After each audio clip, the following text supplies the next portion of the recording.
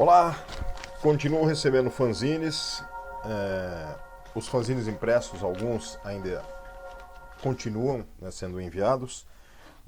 Em algum outro caso, uma assinatura que não é cara, como a do QI. Em um outro caso, o antissocial, que é gratuito, que me vem toda vez que sai um novo. Então vou falar rapidamente só para esse Gazine lembrar que os fanzines continuam existindo no virtual, obviamente, né? PDF, etc. Mas principalmente os impressos. O carro-chefe dos fanzines, acho que a maneira mais expressiva deles existirem ainda é o papel. O papel é muito forte porque é algo que subsiste num pensar, num refletir e num atuar do fanzinato, né? O fanzinato ele traz a mensagem e essa mensagem contundente no papel ela é mais facilmente recebida, enviada e recebida, né? Recentemente teve um artigo, eu não vou me lembrar qual, que coloca em pauta essa questão de que a leitura realmente no papel faz com que o leitor tenha uma atenção mais redobrada. Eu mesmo, como professor, pesquisador, eu reviso trabalhos, tanto em qualificação de dissertação de mestrado, de teses, de doutorado, e também sou convidado para bancas. E aí, de tempos para cá, obviamente, devido à pandemia e devido a pouco influxo financeiro das universidades, tudo se tornou virtual, né? Então, a gente recebe no Word o PDF, vai lendo e revisando. Tudo bem, sem problema algum. É um pouco cansativo, porque fica no computador o tempo todo, mas eu percebo que realmente no papel a minha revisão é melhor quando há de acontecer, quando a leitura é feita no papel, que tem sido mais raro, né? Tirando livros, revistas e fanzines em alguns casos, né? Então é isso. Eu recebi então, rapidamente aqui falando, dos QIs, né? Quadrinho Independente, do Edgar de Guimarães. Os últimos são esses, número 182. Eu venho sempre falando desses fanzines nos meus gazines, né? Então o último foi esse, 182. A capa tem uma ilustração para ser montada, que é essa aqui, colorida. Na verdade é uma espécie de montagem em que ele ficaria de pé, a imagem ficaria de pé como se fosse quase que um pop-up, né? Eu não montei ainda, mas eu vi aqui uma imagem que mostra isso, né? Mas enfim, não vou achar agora. Além disso, temos aqui os cadernos que vêm juntos gratuitos, né? Junto, né, da remessa. Na verdade é uma assinatura do que não é cara, são 6 exemplares por ano, bimestral, né? E aí vem o QI, que é o fanzine, que é esse aqui que vocês estão vendo, quadrinho independente, que divulga fanzines, quadrinhos, assuntos pertinentes, temas, artigos, sessão de fórum de cartas. E aí tem esse caderno que veio junto, adaptação de quadrinhos para o cinema. Veio esse outro de versões escolares juvenis, Tesouro Perdido, um histórico sobre esse material que foi publicado no Brasil décadas atrás, né?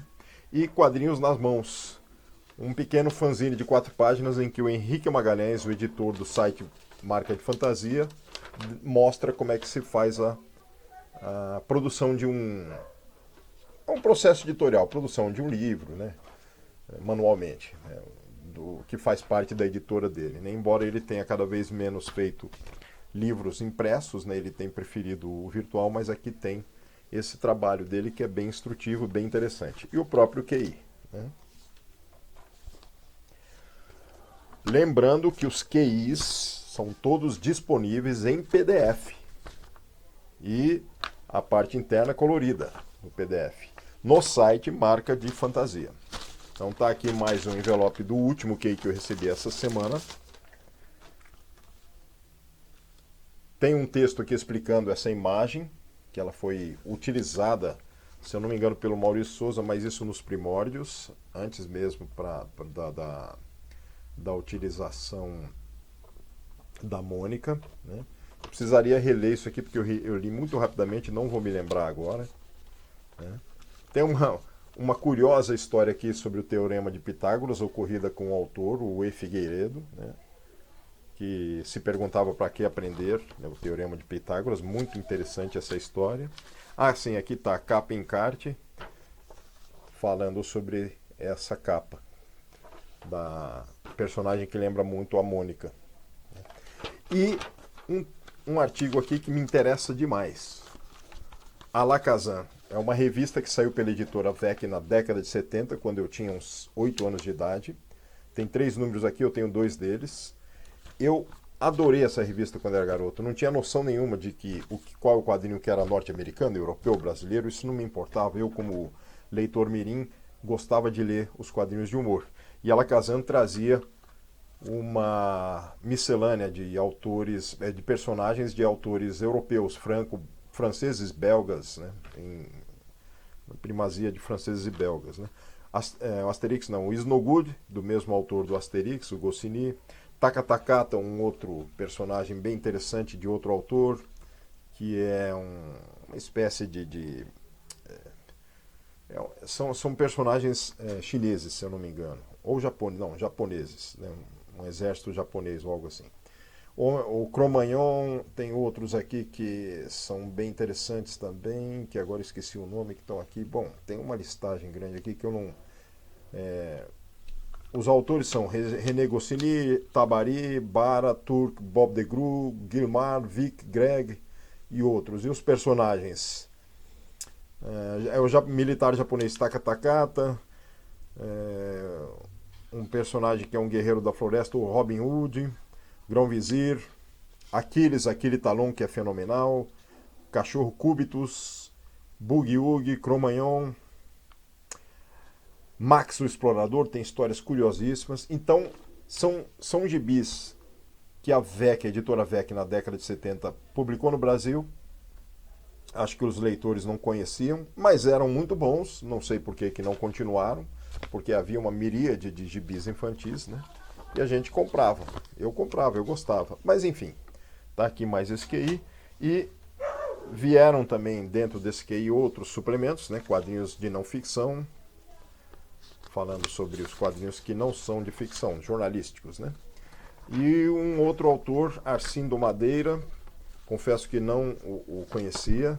Eu preciso ler, eu ainda não li esse material todo, mas como eu falei, é disponível para todos. Esse último ainda não deve estar, mas em breve estará no site Marca de Fantasia gratuitamente. E para complementar e finalizar, eu recebi também mais material do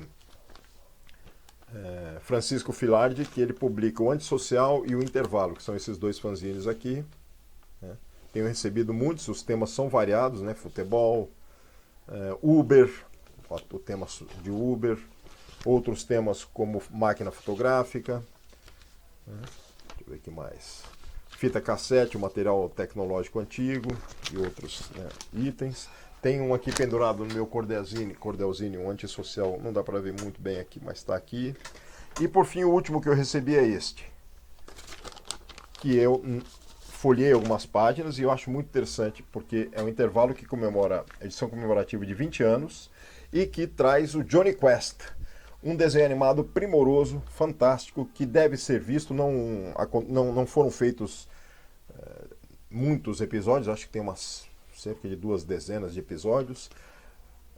Famosíssimo, cult, muito inteligente. Um dos desenhistas, se eu não me engano, é o Alex Toth, que é um quadrinista famoso também das antigas, né? E obviamente chegou a influenciar essa banda brasileira, o Jota Quest, que não pôde usar esse nome por causa de direitos autorais, creio eu. Estou chutando, mas acho que já li algo sobre isso. Está aqui o Jonny Quest, né? Então, é uma edição primorosa sobre os quadrinhos do Doug Wilde, esse autor aqui, esse quadrinista. Se eu não me engano, o Alex Toth também trabalhou com eles, mas eu não sei, posso estar enganado, mas talvez não. Agora é muita informação, eu não vou me lembrar, mas o Doug Wilde também é muito famoso. E tem a carta aqui que eu recebi do Intervalo, expondo sobre o seu último zine. Estou recebendo a edição especial dos 20 anos de Intervalo, publicada originalmente em dezembro de 2018. A mesma foi revista e ampliada para lançamento nesse mês de julho de 2023. Então essa é uma edição que já é uma segunda edição do mesmo tema. Em 2018 ela saiu, mas aqui está revisada e ampliada, né?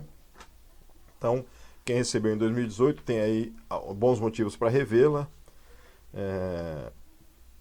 Enfim, que foi uma das primeiras edições especiais na época, após quase um hiato de quase 13 anos, né? Em seguida, Johnny Quest, vieram especiais sobre Além da Imaginação, o Inspetor Manda-Chuva, Os Invasores, Corrida Maluca, 3 volumes, Mais Encartes e Anos Incríveis. Acompanhe nosso trabalho, prestigie, seja pelo blog, por e-mail, pelo canal no YouTube, por meio do qual transmitimos nossas partidas de futebol eletrônico. Bem, eu vou buscar esses links para colocar aqui na descrição do vídeo. Até o próximo Gazine, tem muitos ainda para fazer, estou tentando fazê-los à medida do possível para diminuir essa ânsia de eu querer trazer os assuntos e os temas que estão faltando e que eu preciso trazê-los até mesmo de eventos e outros que estão relacionados aos fanzines, principalmente a minha pesquisa de pós-doutoramento.